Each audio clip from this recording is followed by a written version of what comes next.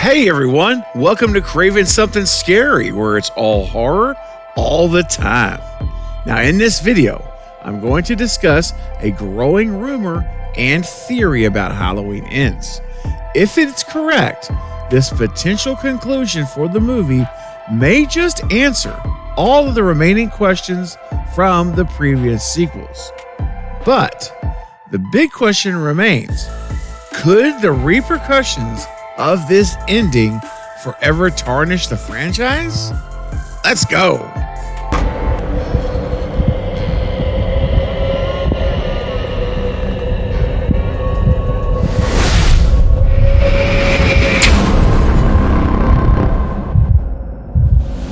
Now, before I get into this theory, I want to give a shout out to my good friend and fellow member of the Lethal Collective, Knight from the Nightwatch Zone. If you guys have not subscribed to his channel, make sure you go there right after this video to the Nightwatch Zone, link in the description below. Check out his channel. He's got amazing content.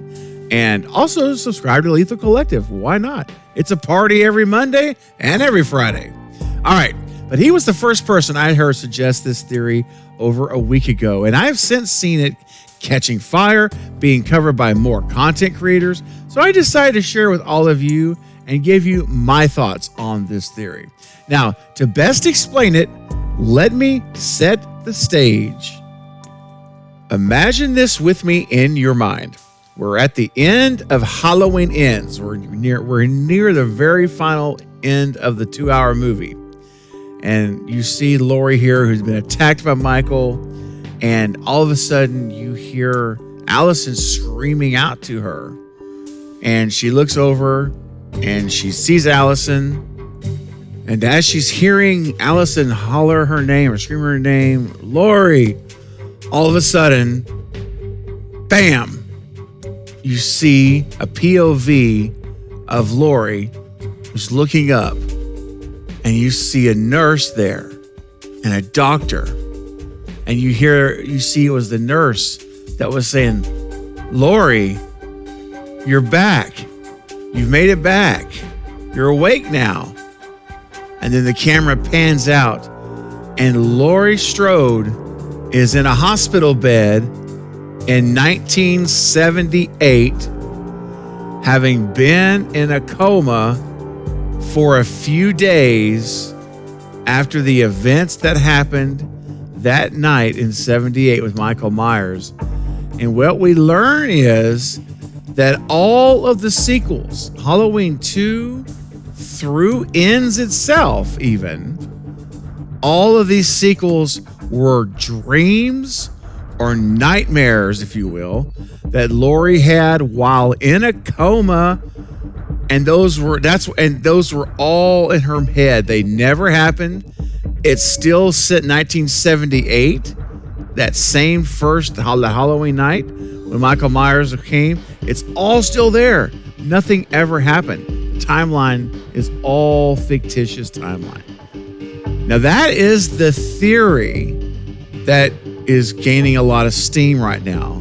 And because remember, Jamie Lee Curtis she came out and said that this movie is going to make a lot of people very angry.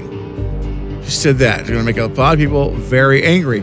And so I've been talking about here on this channel with you guys for a while, pondering the idea of what in the world could it be that would make fans angry. I mean, I've talked about how maybe that means that Laurie dies and Michael survives, something like that. I mean, it's going to have to be something where, it really ticks us off as a fan. It's going to make us angry. We're not going to be happy with that.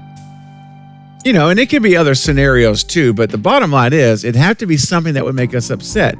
Well, man, I'll tell you what, think about a dream theory. That would make a lot of diehard fans very upset. That would be extremely polarizing to the fan base. I mean, you're either going to love that idea or you're going to hate that idea.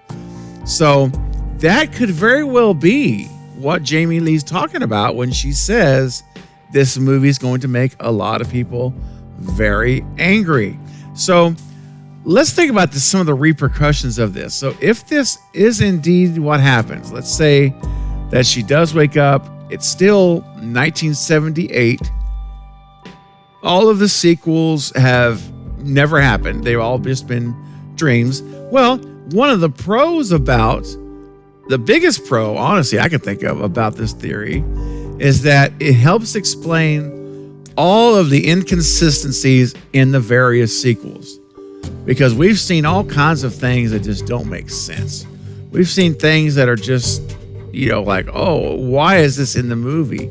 How is this happening? I mean, we've seen all these retcon timelines, and we've seen all kinds of things. We had Season of the Witch, which could totally be out of someone's dream. Could see that.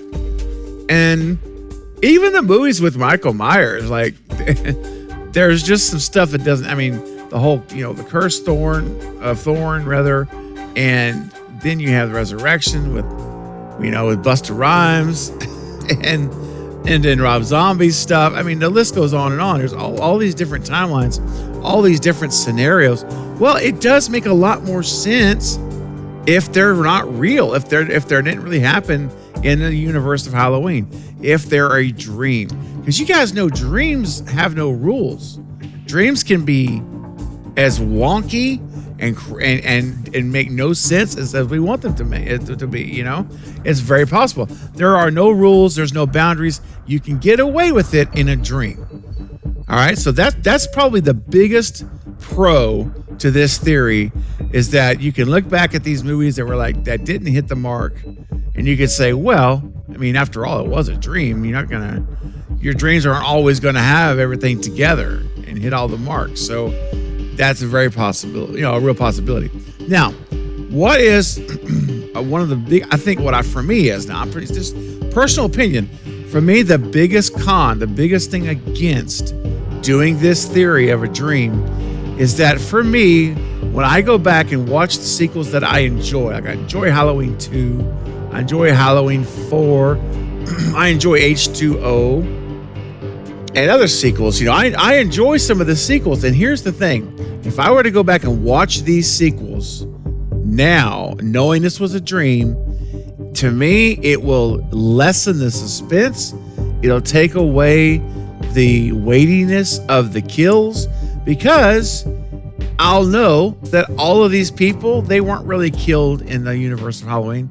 They were just a dream. They're not even real people in the universe. They are literally figments of Laurie's imagination as she is in a coma. So, yeah, they would still be good movies and all. Don't get me wrong. Like H2O, for example. Like I said, I love H2O. But knowing that everything that happens there's really no consequences for any of that, because it's not real in the universe. Like, it didn't happen in the canon of Halloween, because it was all a dream at this point. That part would bug me. It would make me watch these movies differently. As much as I'd like to say it wouldn't matter, for me, it would matter. Maybe for you, it would matter. Maybe you can relate to what I'm saying. Or maybe it wouldn't for you. Either way is fine. I just want to mention that for me, it would really make it less of a big deal. Like, oh, that's not, so the kills don't really matter because no one really dies. That's my point. To me, knowing that these people in the Halloween universe, obviously I know it's not real, but the people in the Halloween universe that are dying, at least I now feel like if those people's their death was real, there was that was someone who died. There's meaning behind it. There's reason behind it, and that person's not coming back again. And generally speaking, we know you never know for sure. But anyway, my point is, that's the thing. The problem with this theory for me is it would affect how I see the sequels when I rewatch them, and it will take away that weightiness of their deaths of whoever dies. And that's what I don't like about it. What I do like about it is it's a nice, convenient way to explain all the inconsistencies, the sometimes just wonky, crazy things we're seeing on screen, like Michael being controlled by these druids in the Curse of Thorn.